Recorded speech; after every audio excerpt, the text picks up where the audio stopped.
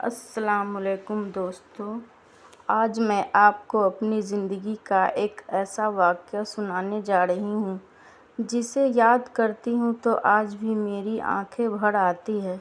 میں ایک بیوہ عورت ہوں۔ میرے شوہر کو دنیا سے گئے کئی سال ہو چکے ہیں۔ ان کی جانے کے بعد میری زندگی بکھر بدل گئی۔ پہلے دو ذمہ داریاں دو لوگوں کے کندھوں پر تھیں، اب اکیلے میرے حصے میں آ گئی ہیں۔ میرے چھوٹے چھوٹے بچے تھے۔ میں دن رات محنت کرتی، کبھی لوگوں کے کپڑے سیتی، کبھی گھروں میں کام کرتی، صرف اس لیے کہ میرے بچوں کو بھوکا نہ سونا پڑے۔ عید الاضحیٰ قریب آ رہی تھی، بچے خوش تھے۔ وہ دوسرے بچوں کو قربانی کی بات کرتے سنتے اور مجھ سے پوچھتے، امی کیا ہمارے گھر بھی گوشت آئے گا؟ میں مسکرا دیتی، لیکن میرے دل میں ایک طوفان برپا ہوتا۔ مجھے معلوم تھا کہ میری مالی حالت ایسی نہیں ہے میں قربانی کر سکوں، لیکن مجھے ایک آسا تھا، میرا بھائی۔ میں سوچتی تھی کہ آخر میں اس کی بہن ہوں، وہ ضرور مجھے یاد رکھے گا۔ عید کا دن آ گیا، نماز عید ادا ہو گئی، لوگ قربانی کرنے لگے۔ میں بار بار دروازے کی طرف دیکھتی رہی، بچے بھی دروازے کی آواز سنتے ہی دوڑ جاتے۔ مسکرا کر ہر بار مایوسی ہوتی۔ دوپہر ہو گئی، شام ہونے لگی، لیکن کوئی نہیں آیا۔ آخر میں نے ہمت کی اور اپنے بھائی کے گھر چلی گئی۔ راستے بھر یہی سوچتی رہی کہ شاید وہ مصروف ہوگا، شاید ابھی گوشت تقسیم نہ کیا ہو۔ جب میں اس کے گھر پہنچی تو قربانی ہو چکی تھی، گوشت بھی تقسیم ہو رہا تھا۔ میں نے بھائی کو سلام کیا، اس نے جواب دیا، لیکن اس کی آنکھوں میں پہلے جیسی محبت نہیں تھی۔ میں نے دھیمی آواز میں کہا، بھائی بچے صبح سے انتظار کر رہے ہیں۔ اتنے میں میری بھابھی آگے بڑھی، انہوں نے ناگواری سے میری طرف دیکھا اور کہا، ہم نے گوشت کا حساب پہلے ہی لگا لیا ہے، اب اضافی کچھ نہیں بچا۔ یہ الفاظ میرے دل پر بترین کرنے لگے۔ میں خاموش کھڑی تھی۔ میں نے بھائی کی طرف دیکھا، مجھے امید تھی کہ وہ کہے گا کہ یہ میری بہن ہے، اسے خالی ہاتھ نہیں جانے دوں گا، لیکن وہ خاموش رہا۔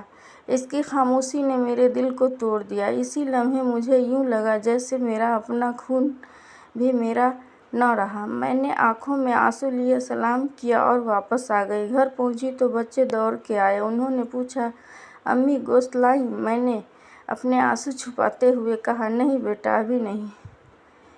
اسی رات میرے گھر چولہا نہیں جلا، لیکن سب سے زیادہ بھوک میرے پیٹ کو نہیں، میرے دل کو لگ رہی تھی۔ میں پوری رات جاگتی رہی۔ میں نے اللہ سے شکایت نہیں کی، میں نے صرف دعا کی، یا اللہ مجھے کسی کا محتاج نہ رکھنا۔ وقت گزرتا گیا، میں نے محنت جاری رکھی۔ مشکلیں تھیں لیکن میں ہار نہیں مانی۔ اللہ تعالیٰ نے آہستہ آہستہ میرے حالات بدلنے شروع کر دیے۔ میرے بچوں نے پڑھائی میں محنت کی، میرا چھوٹا سا کام بڑھنے لگا، رزق میں برکت آنے لگی۔ چند سال بعد وہ وقت بھی آیا جب اللہ نے مجھے اتنا دے دیا کہ میں خود قربانی کرنے کے قابل ہو گئی۔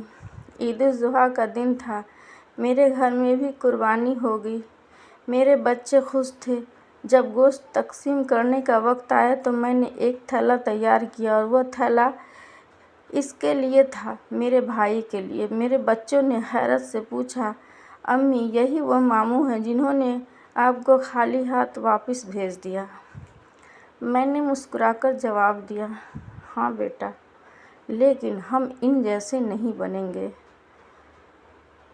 میں نے گوشت بھجوایا، ایک پیغام بھی دیا، رشتے گوشت سے نہیں محبت سے زندہ رہتے ہیں۔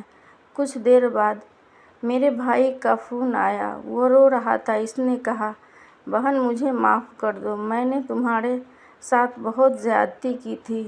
میری آنکھوں میں بھی آنسو آ گئے۔ میں نے کہا، بھائی میں نے تو اسی دن معاف کر دیا تھا۔ دوستو، زندگی میں کبھی بھی محتاج، یتیم یا بیوہ کا دل نہ دکھائیں، خاص طور پر اپنے رشتے داروں کا، کیونکہ ٹوٹا ہوا دل رات کے اندھیرے میں جو دعا کرتی ہے وہ سیدھی اللہ کے دربار میں پہنچتی ہے۔ اور یاد رکھیں، اللہ کی عدالت میں نہ دولت کام آتی ہے نہ طاقت، وہاں صرف اعمال بولتے ہیں۔ اللہ تعالیٰ ہمیں اپنے رشتہ داروں کے حقوق ادا کرنے اور ضرورت مندوں کا خیال رکھنے کی توفیق عطا فرمائے، آمین یا رب العالمین۔